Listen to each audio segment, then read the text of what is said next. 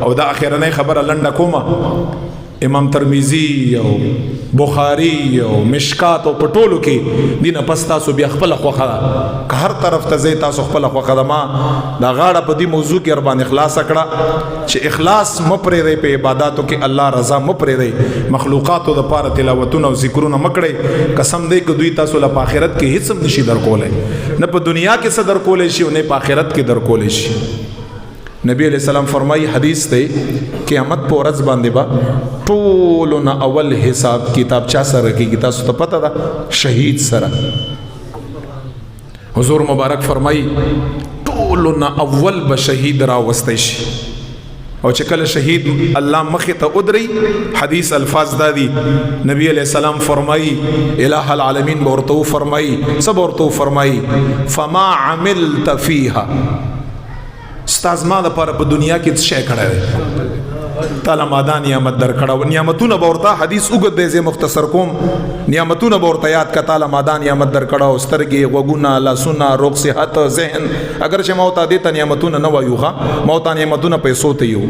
موتا نعمتونه کور ته یو، موتا نعمتونه څلورو ښځو ته یو، یتیم نه یو،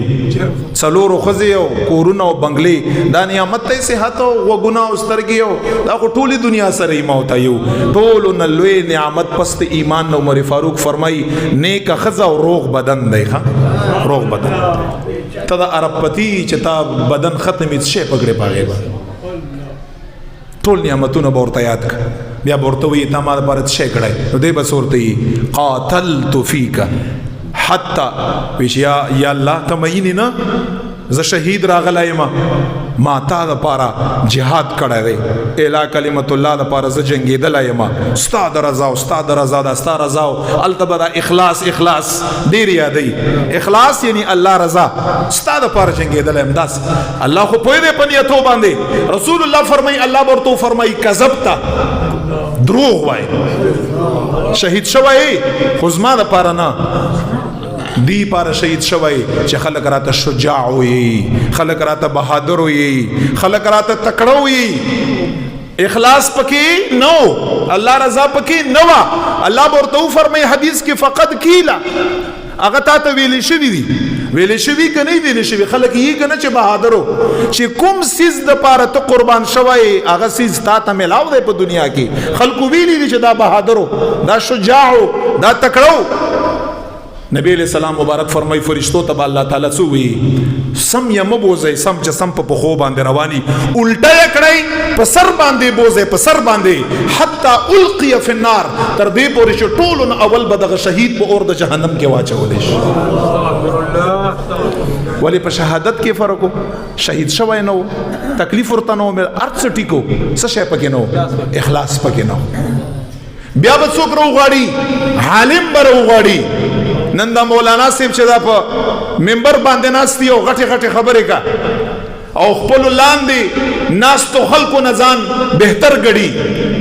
او د خپل د لاس ښکلولو یو حق غوندې ثابتوي چې دا زما حق دی، هیڅ حق یې نشته د دی. عمل دی وګوره، پسې پرده څه شی کا، عبد الدنیا عبد الدینار، پیسو پسې دنیا پسې مړ سپین لمنی مالدارا هغه له ترجیح ورکوي، غریب سړي سره نه میلاوږي. مونږ دا فیلډ دی، مونږ ته پته ده اکثر الا ماشاء الله غریب سړی بار کېنوه، مالدار سړی راوله په نیت باندې، خو الله عالم دی، نن خو تا غریب اګنور که مالدار د وخیشت، قیامت په ورځ باندې به الله تعالی تا اګنور کوي، دا یاد لرئ. وګوره دا عالم دویم نمبر عالم را به وستی شي، الله به یې مخې ته ودري او څه به ورته وفرمایي فما عملت فیها، ای عالمه ما تاله دومره دومره نعمتونه در کړي وو، عزت مه در کړه او احترام مه در کړه او پیسې مه در کړې وې، لوی لوی خلک مه ستا تابعدار ګرځولي وو، تا څه شی کړی ما دپاره؟ دې ته علمای سوی دی ورته وایي چې ما قرأت القرآن، ما قرآن لوستلی یو، قرآن تفسیر ما ویلی، قرآن مزده کړو، علم مزده کړو، حدیث مزده کړیو او خلقو ته علم رساوه، دې لپاره چې خلک علم نه خبر شي، قرآن نه خبر شي. یا الله ما خدا کړی استاد رضا لپاره استاد رضا لپاره استاد رضا لپاره بار بار رب ورته فرمای کسبتا دروغ جنا دروغ وای دې لپاره بناست چې خلک را له عزت راکا دې لپاره علم کړو چې په دې باندې زه دنیا حاصل کړم پیسې په حاصل کړم خلک راته عالم وي خلک راته مفتی سی وي خلک را له عزت راکا ما رضا لپاره نه کړی دا خلکو ته چې منبر باندې کې ناشتي ریا نمود لپاره بکې ناشتي الله خو عالم دی زما او ستا په نیت باندې فرشتو ته به وایي سم یم بوزئ الټه یې کړی په سر باندې روان کړی حتی القی فی النار تر دې پورې حضور علیه السلام فرمایي په ټولو مخلوقاتو کې به دویم کس عالمي چې پړ مخې به اور د جهنم ته غورځېږي دا یاد استغفر الله ولې تکبر کا ولې اخلاص پکې نشته ځکه خبرو کې اثرم نه په خپل باندې څنګه کوم طرف ته روان دي خلکو ته یې شرع ساده زندگی نه تکړه شي حلال پیسې وګټي د دې فضیلت ته دا چا ویلی چې ساده زندگی دی ته نه چې تاسو راګړې می ساده زندگی دی ته چې بدیسه کې ستا عاجزی پرته دی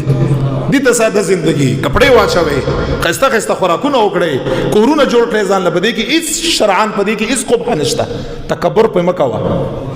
مقصود یې مگر زوا اسراف پکې مکوا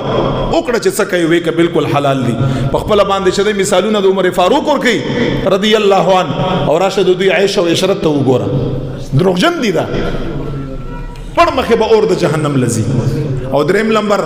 چاله چې خدای مال ورکړي سخی انسان به الله راولي فما عملت فيها ستاسو شي کړه ما د پاره تعالی خو ما ډیر نعمتونه درکړي مال ما درکړو فلان ما درکړو یا الله ما ته د پاره صدقې کړي خلکو سره متعاون کړي فلان ډیر خبر استاد را الله ورته فرمای کذبتا دروغجنا دې د پاره با خلکو له پیسې ور کول چې ما ته خلک سخی وي ما ته خلک جواد وي مخربوي د خپل اعمال په دغه غلط نیتونو باندې کذب ته دروغجن الله ورته فرمای فرشتو ته به فرمای وین سي الټه روان کړي الټه سر باندې حتی القي فی النار دریم نمبر کس مالدار دی الله جل جلاله به پړ مخه اور د جهنم ته اچي نو خبره د څه شي دا مالدار خو ابو بکر صدیق مو جنتونو سردار دی مالدار خو عمر فاروق مو جنتونو سردار دی او مالدار ما او تام یو ورځ د قیامت په پړ مخه اور د جهنم کې ورزګو فرق څه شي دی فرق د اخلاص دی فرق د الله رضا دی خدای ته وګورئ نیک اعمال وکړئ فاستبقوا الخيرات الله فرمای نیکي او ترامن ډکړئ نیکي زر زر وکړئ زندگی انسان سره مختصر ده خو پاغي کې سو وکړئ پاغي کې اخلاص وکړئ علم حاصل کړه الله د رضا لپاره جهاد وکړه شهید شه الله د رضا لپاره مال الله درکړی وی لګوا الله د رضا لپاره چې رب تی ویني بس مانیت ویني ستا د رضا او د اخلاص لپاره ان شاء الله بیا دا هغه علم او شهادت او مال دی چې په ورځ د قیامت باندې بده د خاطر ان شاء الله جنت لزی بیا چې خیری